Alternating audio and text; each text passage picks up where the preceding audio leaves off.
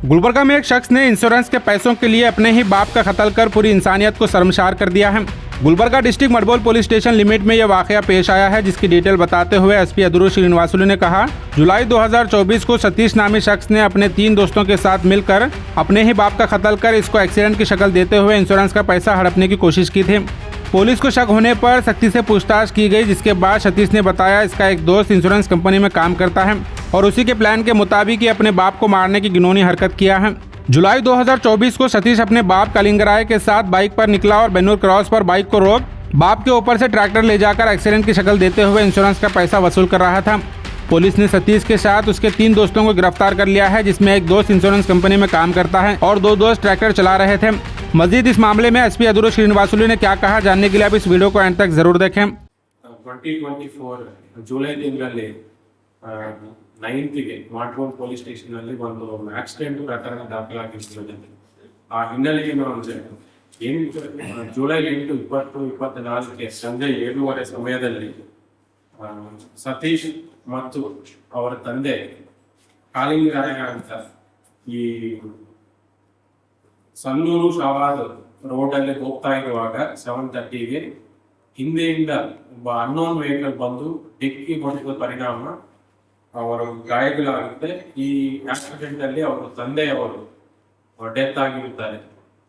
ಅವರು ಯಾಕೆ ಅವ್ರದ್ದು ವಿಳಾಸ ಬಂದು ಆದರ್ಶ್ ನಗರ್, ಕಲಬುರಗಿ ನಗರದಲ್ಲಿ ಆದರ್ಶ್ ನಗರದಲ್ಲಿ ವಾಸ ಇರುತ್ತೆ. ಬಟ್ ಅವರು ಒಬ್ಬರ ಕಡೆ ಸಾಲ ಪಡೆಯಬೇಕು ಅಂತ ಸನ್ನೂರು ಕ್ರಾಸ್ ಇಂದ ಶಾಬಾದ್ ಕಡೆ ಹೋಗ್ತಿರುವಾಗ ಬೆಂಗಳೂರು ಕ್ರಾಸ್ ಕಡೆ ಆಕ್ಸಿಡೆಂಟ್ ಆಗುತ್ತೆ. ಈ ಇನ್ಸಿಡೆಂಟ್ ಬಗ್ಗೆ ಅವ್ರ ಮಗ ಯಾರು ಡೆತ್ ಆಗಿರ್ತಾರೋ ಕಾಲಿಂಗರಾಯ, ಅವ್ರ ಮಗ ಸತೀಶ್ ಅನ್ನೋರು ದೂರಿನ ಮೇಲೆಗೆ ನಾವು ಆಕ್ಸಿಡೆಂಟ್ ಪ್ರಕರಣ ದಾಖಲಿಸಿಕೊಂಡು ತನಿಖೆ ಕೈಗೊಂಡಿರುತ್ತೇವೆ.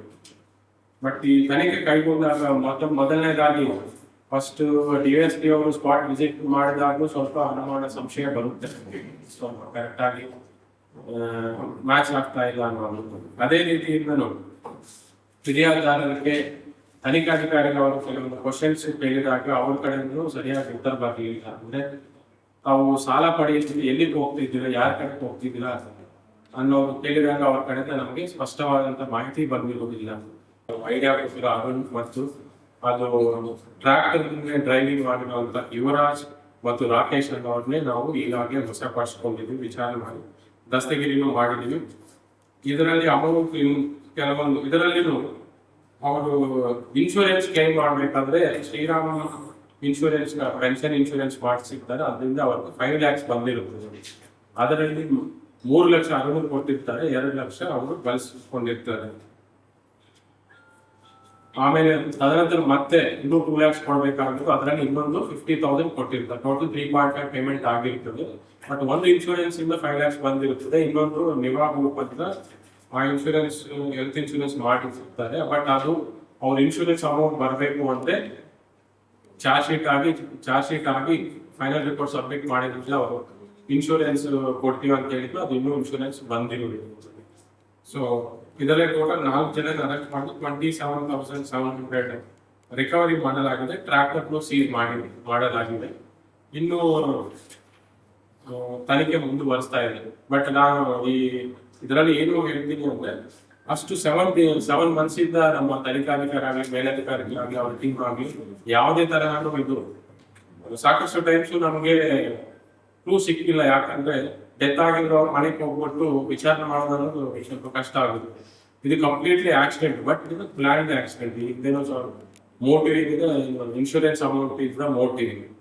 ಸೊ ಅದರಿಂದ ನಾವು ಬಟ್ ಮೆಟಿಕ್ಯುಲಸ್ ಆಗಿ ಇಷ್ಟು ತಿಂಗಳು ಕೇಸ್ ಫಾಲೋ ಅಪ್ ಮಾಡ್ತಾ ಯಾವುದೇ ತರ ನೆಗ್ಲಿಜೆನ್ಸ್ ಮಾಡಾದ್ರೆ ಡಿಸೆಂಟ್ರೆಸ್